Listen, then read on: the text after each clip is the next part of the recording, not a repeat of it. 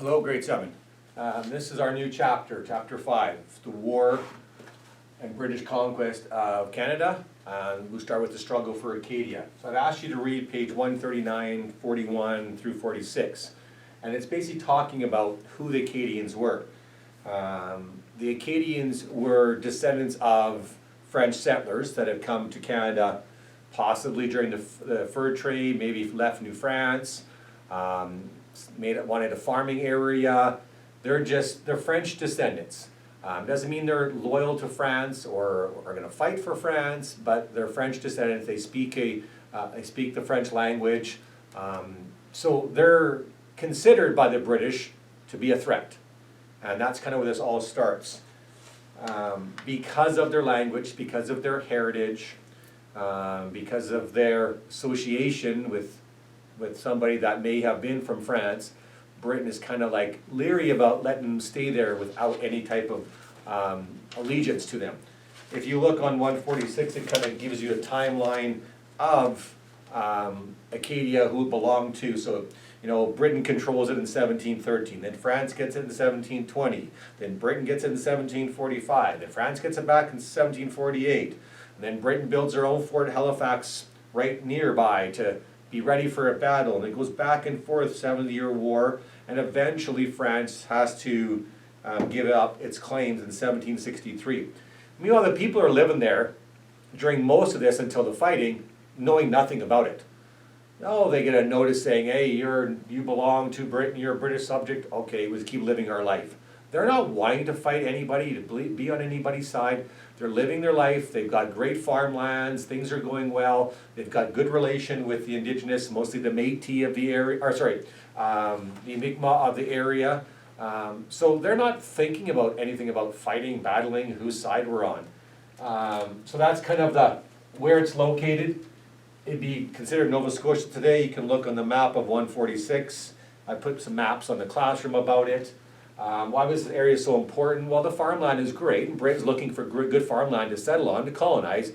But also, if you look at the map, strategically, it's the way into New France, okay? And whoever controls that can maybe get troops inward and can stop troops from going inland to help the French army. So strategically, probably a military port that's more important or as important as the farmland.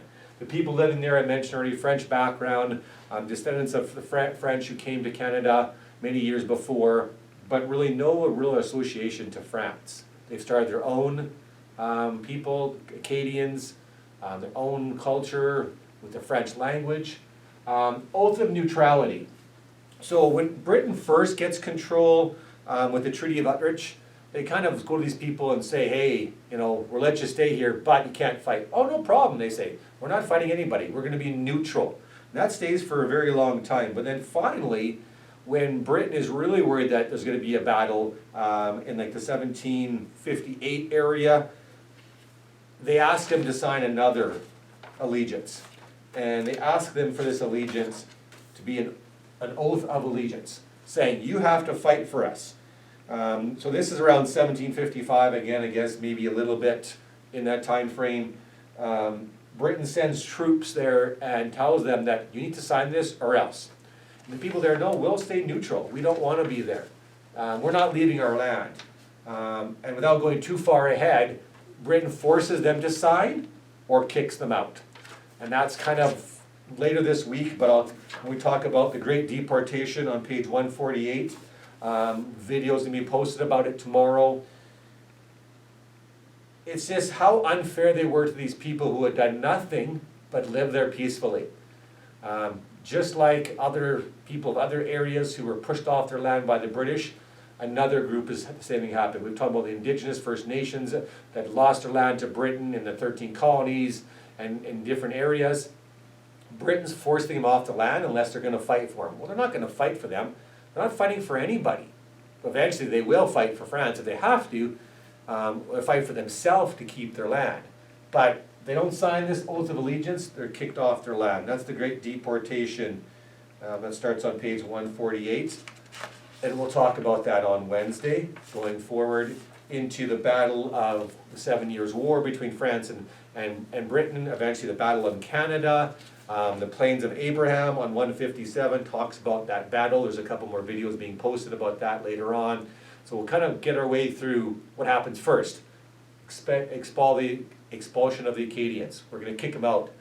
Fighting for Canada, where they fought, what happened in those battles. And eventually, Britain does succeed in winning the battle. But it's not necessarily because they won the battle. You'll kind of find out, in a sense, they got their troops and they got reinforcement before France did. They fought back and forth, things were a stalemate. So, a little introduction to Acadians. Make sure to read the pages, who they were, look at the map, look at the videos, and we'll talk about this more on Wednesday.